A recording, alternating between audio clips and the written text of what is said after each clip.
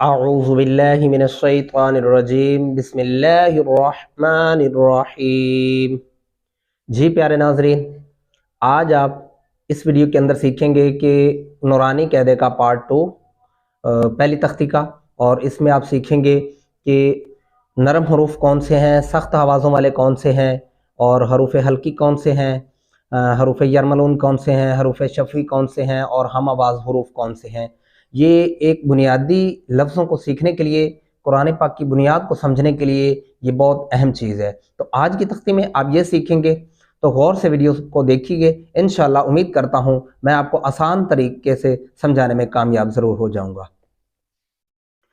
تو سب سے پہلے آپ یہ دیکھ رہے ہیں، یہ نرم حروف ہیں۔ اس خانے کے اندر جتنے بھی آپ کو لفظ دکھائی دے رہے ہیں، یہ 3 لفظ ہیں، یہ تینوں کی تینوں نرم حروف ہیں، اور ان کو کیسے پڑھنا ہے آپ نے؟ یہ جو گرین میں لکھا ہوا ہے، گرین کلر کے اندر، اس کو کہتے ہیں، اور آگے پڑھیں گے جو بلیک میں ہے ذال، ذال کے اوپر ایک نقطہ ہوگا۔ اس کے بعد ہم پڑھیں گے سا، اور سا کے اندر 3 نقطے ہوں گے۔ یہ تینوں نرم آواز میں پڑھے جاتے ہیں۔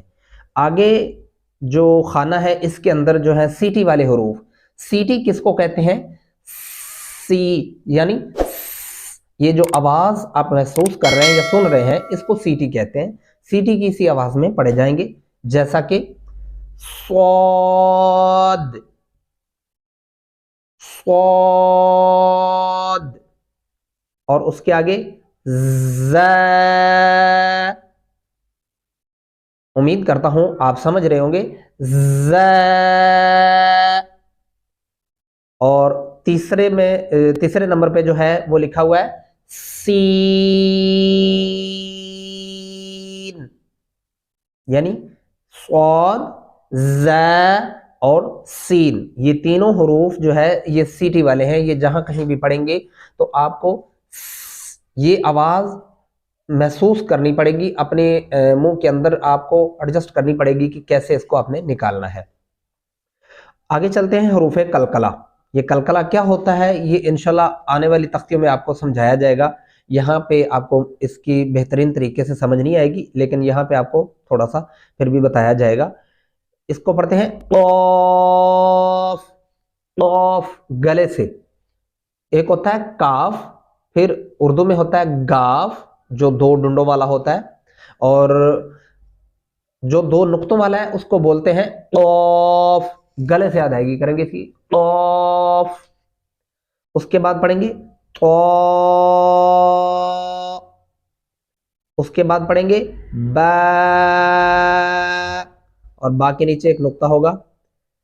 اس کے بعد ہے جیم، جیم کے اندر ایک نقطہ ہوگا۔ دال۔ یہ تمام حروف قلقلہ ہیں۔ آگے چلتے ہیں حروف حلقی۔ حروف حلقی کون سے ہیں؟ حمزہ، جو حلق سے ادائیگی ہو رہی ہے ان کو حروف حلقی کہتے ہیں۔ اور حروف حلقی کا کام آگے قرآن پاک کے اندر یہ ہوگا کہ جہاں بھی حروف حلقی آئے گا وہاں پہ غنہ نہیں کیا جائے گا، اور اس کا طریقہ کار کیا ہوگا، یہ غنہ کا نہ کرنے کی ایکسپلیشن جو ہے میں نے آپ کو یہاں کر دی، اور یہ کیسے نہیں کیا جائے گا اس کا طریقہ کار انشاءاللہ آنے والی تختیوں میں آپ سمجھیں گے۔ حمزہ، اس کے بعد ہا، ہا موٹا ہا، سینے سے بھاری آواز آپ نکالیں گے، ہا۔ اس کے بعد عین،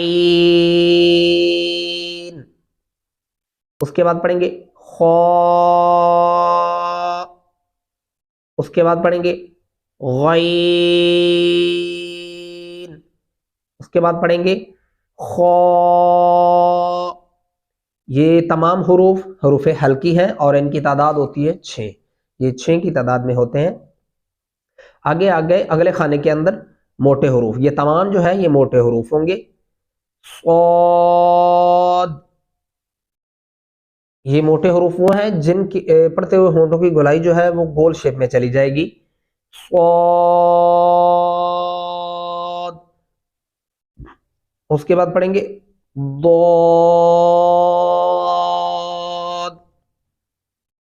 तो, ज़ो, खो, और खा के ऊपर एक नुक्ता होगा। उसके बाद गईन, गईन के ऊपर एक नुक्ता होगा। क़ाफ, और क़ाफ के ऊपर दो नुक्ते होंगे। ये तमाम हुरूफ मोटे हुरूफ होते हैं। उसके बाद आते हैं यरमलून, हरूफ यरमलून। ये जो है यरमलून का जो लफ्ज़ मैं बोल रहा हूँ, यही तमाम लफ्ज़ मिलके यरमलून बन जाते हैं। जैसा कि या, रा, मीम, लैम, वाऊ, नून। ये तमाम हरूफ यरमलून होंगे। इनको भी आपने अच्छे से ज़हन में बिठाना है ताकि आने वाली तख्तियों में आप मज़ीद बेहतरीन तरीके से समझ पाएँ। देखें, ऐसे है कि जब आप इस तख्ती को, पहली तख्ती को अच्छे से समझेंगे, बेहतरीन तरीके से शौक से सीखेंगे, तो आने वाली तख्तियों की मज़ीद आपको अच्छे तरीके से समझ आएगी।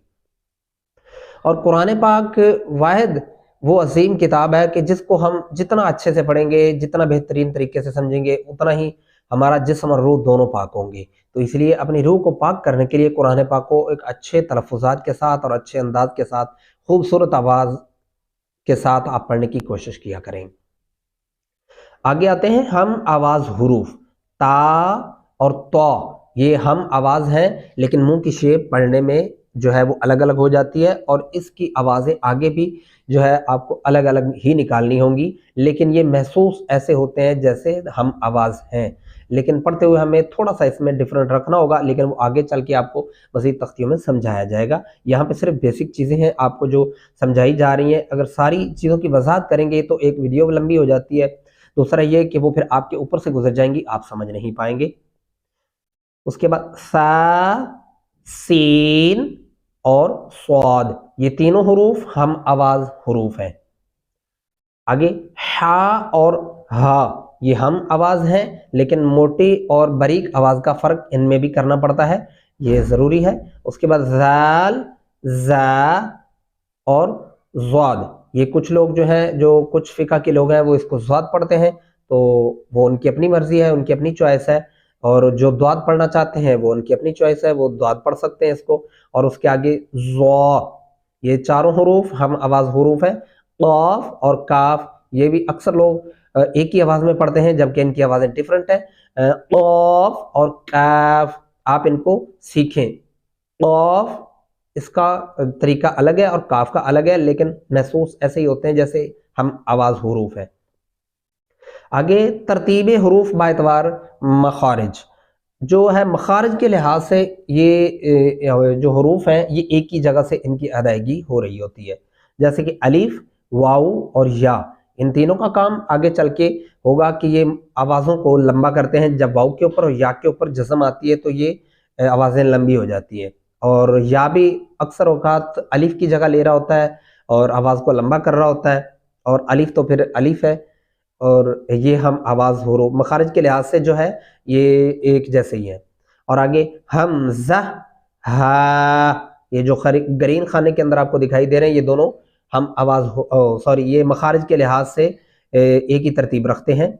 और आइन और हा, ये एक ही जगह से अदा हो रहे हैं ये भी, और ये भी जो है मखारिज के लिहाज से एक ही तरतीब रखते हैं। और गईन और खा, ये दोनों हुरूफ मखारिज के लिहाज से एक ही तरतीब रखते हैं। क़ाफ़ ये अलग है और काफ ये अलग है। ये देखें यहाँ पे एक ही जगह पे बताए गए, और क्योंकि वहाँ पे हम आवाज़ में बताए जा रहे थे, और मखारिज के लिहाज से ये अलग अलग है। मखारिज बोलते हैं जब आप किसी चीज़ को निकालने की जगह, मखारिज कहा जाता है जगह को, कि जो है पढ़ने के लिहाज से ये दोनों अलग अलग हैं, अलग अलग जगह से अदा होते हैं। जीम, शीन, या, और ये देखें ये मखारिज के लिहाज से अदायगी की जगह से ये एक ही जगह से अदा हो रहे हैं तीनों, ये भी, लेकिन आवाज़ें तीनों की डिफरेंट है। ये नहीं समझना आपने कि इनकी आवाज़ें सेम है, आवाज़ें सेम नहीं है, ऐसा नहीं है बिल्कुल भी। दौद, लैम, नून और या, ये चारों हुरूफ अलग अलग खानों के अंदर लिखे गए हैं, तो इसका मतलब है कि इनके मखारज भी جو ہے الگ ہیں، ترتیب کے لحاظ سے ایک جیسے نہیں ہیں، الگ الگ جگہ سے ادائیگی ہوتی ہے ان کی بھی۔ آگے طا، دال اور تا، یہ تینوں حروف جو ہیں مخارج کے لحاظ سے ایک جگہ سے ادا ہو رہے ہیں، آوازیں تینوں کی ڈیفرنٹ ہوں گی۔ اور ذا، ذال، سا، اور یہ جو ہے تینوں حروف یہ بھی مخارج کے لحاظ سے جو ہے ایک ہی جگہ سے ادائیگی ہو رہی ہے ان کی بھی۔ اور صاد، ز، سین، یہ اس خانے کے اندر جو آپ کو جتنے بھی لفظ دکھائی دے رہے ہیں یہ مخارج کے لحاظ سے ایک ہی جگہ سے ادا ہو رہے ہیں، لیکن آوازیں تینوں کی ہی ڈیفرنٹ ہوگی۔